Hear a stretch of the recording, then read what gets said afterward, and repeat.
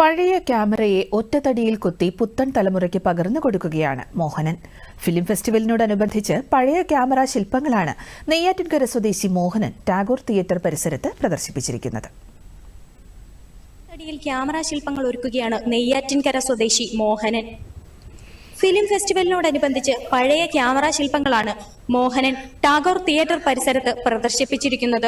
ഇതിപ്പോ ഒരു ക്യാമറ ചെയ്യണമെങ്കിൽ 2-3 ദിവസം അത് മറ്റുള്ള വർക്ക് പോലെ നമുക്ക് സ്ഥിരം ചെയ്യാൻ പറ്റില്ല. കുറച്ച് റെസ്റ്റ് എടുത്ത് അങ്ങനെ ചെയ്യുന്നതിനും 2-3 ദിവസത്തോളം എടുക്കും ഒരു പീസ് ചെയ്യാനായിട്ട്. ടൂൾസ് ഒക്കെ ഞാൻ ഇതിനു വേണ്ടി പ്രത്യേകിച്ച് കൊല്ലപ്പരെ പോയി വളരെ ചെറിയ ടൂൾസ് ഒക്കെ ഉണ്ടാക്കിയെടുത്ത്, അല്ല സാധാരണ ബേസിക്കലി ഞാൻ കാർപ്പൻ്ററാണ്.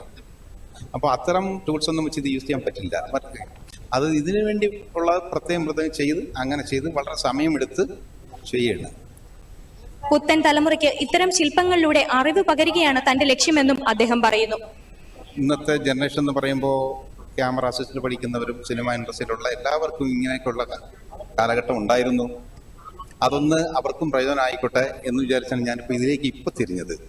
ഇനി ഇത് കഴിഞ്ഞ് വീണ്ടും മറ്റുള്ള മൊമെന്റുകളെല്ലാം ഞാൻ ചെയ്യാൻ ചെയ്യുന്നുണ്ട്.